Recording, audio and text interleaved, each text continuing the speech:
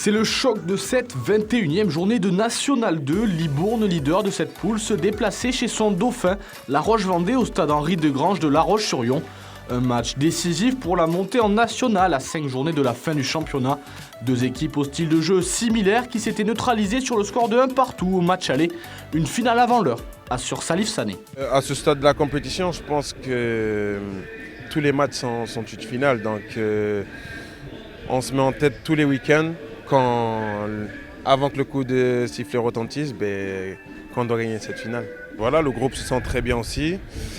On sait que ça va être un match difficile, mais voilà, on vient ici avec l'envie de gagner et je pense que ça va être un très bon match. Je pense que voilà, si on gagne, ça va vraiment jouer dans la course à la N1.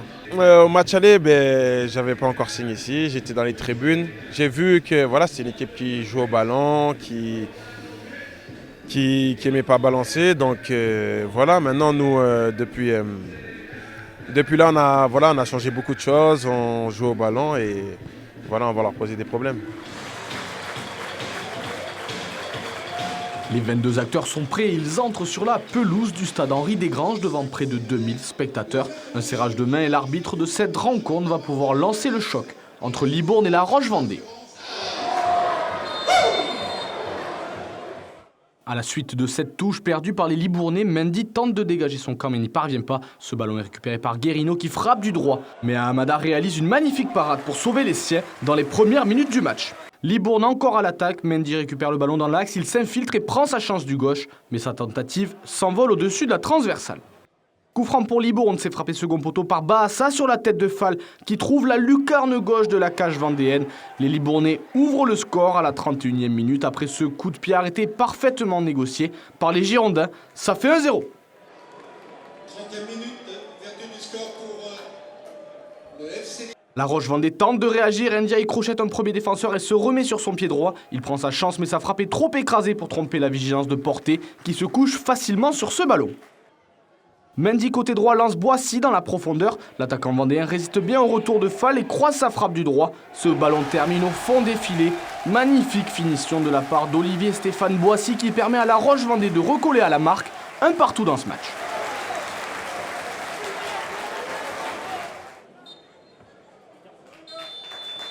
« 45e minute, l'arbitre renvoie tout le monde au vestiaire. À la pause, les deux équipes se neutralisent sur le score de 1 partout après une première période de haute intensité. Au retour des vestiaires, coup franc pour les Vendéens, c'est frappé fort devant le but et repris de la tête par Boissy, mais sa tête ne trouve pas le cadre. Perte de balle de Guérino dans l'entrejeu, c'est récupéré par Ndiaye qui la donne à Boissy et décale Vrignon sur sa gauche, il s'avance et croise, mais Porté était sur la trajectoire. Vrignon avait bien anticipé la passe entre les défenseurs libournais, il rentre dans la surface, se remet sur son pied gauche et frappe, mais Mandanda qui venait de rentrer stoppe sa tentative par un bel arrêt réflexe. Bonne récupération des Vendéens sur cette percée de Mendy, Butro décale Palares qui frappe à 25 mètres et manque de peu de lober Mandanda sur cette magnifique frappe. Sec est à la retombée de ce long ballon, il remet de la tête à Guérino qui combine avec Bahassa et la remet à Sec pour la frappe du droit à l'entrée de la surface, mais sa frappe est trop écrasée.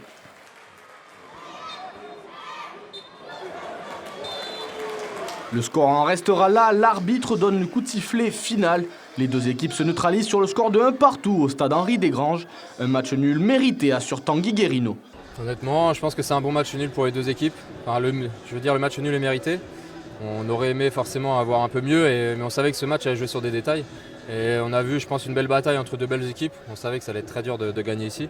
Mais voilà, le match nul est mérité, je pense, et ça reste un bon point à l'extérieur. C'est vrai que c'était un match où il y a eu beaucoup de temps mort, donc c'est dur à chaque fois de garder le rythme. Donc on a eu des temps forts, des temps faibles.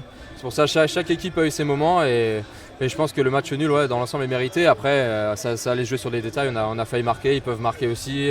Over fait un très bel arrêt, donc non, c'était très compliqué. On a vu un match de haut tableau et je pense que le public est satisfait de ce match-là. Prochain match, on sait que c'est Romorantin à la maison, donc il va falloir essayer de gagner. Nous on prend match après match et ça va être ça jusqu'à la fin. Donc là, on est pour un promu, on fait un beau parcours et on sait qu'on a la qualité pour jouer cette montée, donc on va tout donner jusqu'au bout.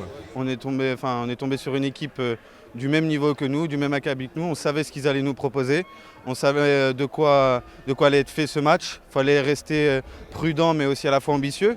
Le match il a commencé sur des bases avec pas mal d'intensité.